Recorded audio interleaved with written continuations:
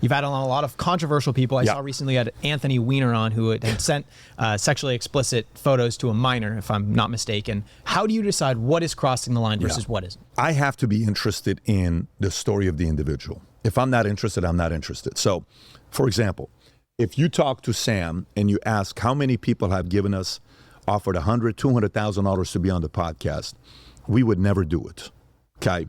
You're not going to give us money to be on the podcast because I know I'm lying to the audience and I'm going to be fake because I don't care about your story.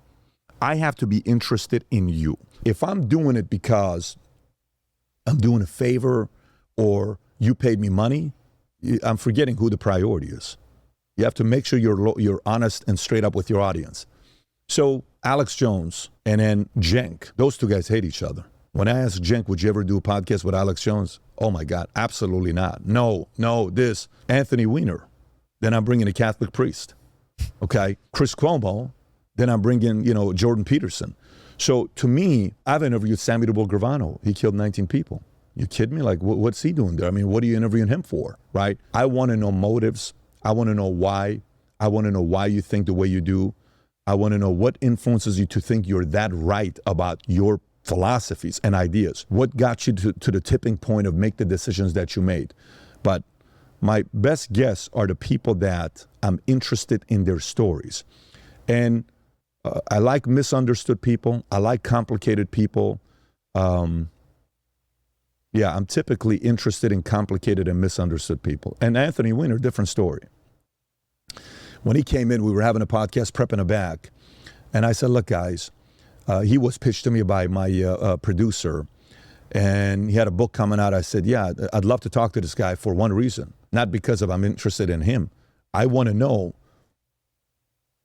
your wife was Hillary Clinton's right-hand person. This is a person that knows everything about Hillary Clinton. Good, bad, ugly. And that's a very complicated individual, Hillary and Bill. I want to know about these guys.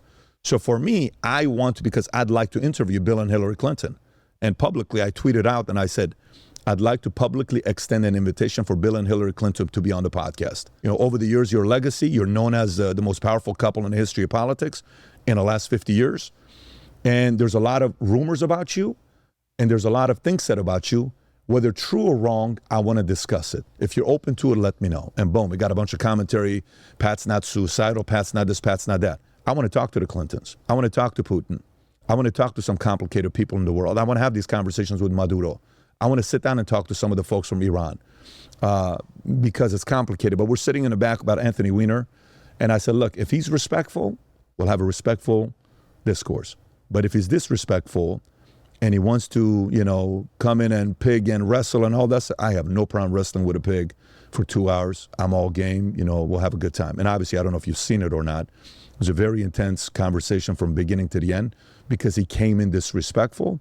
And then let's play ball. And it was a blast. We had a good time together for 2 hours. I love that philosophy, and I wish I could expand on that more, but I appreciate the fact that it's just about satisfying your own curiosity. Oh, yeah. Who would you like to talk to? And there are certain people I would love to talk to, Martin Shkreli, for example, but I know he's very controversial. And bringing him on, some people could say, oh, you're platforming somebody with this ideology. It's like, no, I want to see. He'd be very interesting. I know. He'd be very interesting. Yeah. But I am concerned. I would watch it if you guys did it. Okay, we're gonna try for it. Yeah, I would watch it if you guys did it. Yeah. But I think he could be a very misunderstood person. But having him on and are you kidding me? You know what things he can teach about big pharma? Yeah. You know what things he can teach about how if he was able to charge it for $5,000 or whatever he was doing, what can he leak about? What about the patent laws? There's so many different good questions to ask a guy like that. Where do you draw the line in terms of your guest? Is there a guest you would not choose to have on? I'm trying to think who I would. Like, give me an idea of who. Give me a name. White supremacist, for example. Oh, and I'm not interested in that. A full-blown, like a KKK, the hat on all of that, I'm not interested in that. I'm not interested in that. Who else? Ask me who. Guys, I've had a lot of people that people would say you should never have that person on. Every time I have a guest politically, the other half is upset with me. Every time. Like, I can't believe you had him on. I can't believe you had him on. But now we've had so many people from the left and right on that they're both eventually immunized. They're like, listen, this guy's going to have him on. We can't tell him what to do. Say like a cartel leader. I would have him on, absolutely. Really? Absolutely. I would interview I would absolutely interview cartel. Are you kidding me? You know the types of people I interviewed in the mob and cartel? Those are some of my favorite videos of yours, by the way. And I love those interviews.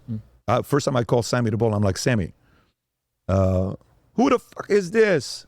This is Patrick. Are you the guy that did that interview with Michael Francis and you put the title Mafia Boss? You know he was never a Mafia Boss. He was a capo. What the you doing? If you're going to do it, I'm the only person that interviews me as a professional like Diane Sawyer. 3 hours later, me just listening to him. I said, Sammy, can we just meet face to face? Let's have a meeting. If you're comfortable, then let's do an interview. Let me think about it. 9 months later, I'm in Phoenix. We go to this building. I'm walking all the way in the back. And we're in like a warehouse type of place. And we sit there for 3 hours. And he just talking. He said, okay, I think I'm ready. Let's do the interview. Then we did the interview. And then boom, 20 million views. I don't know. I think it's at 19 and a half, 20 million views today. But yeah, I'll definitely interview cartel leaders.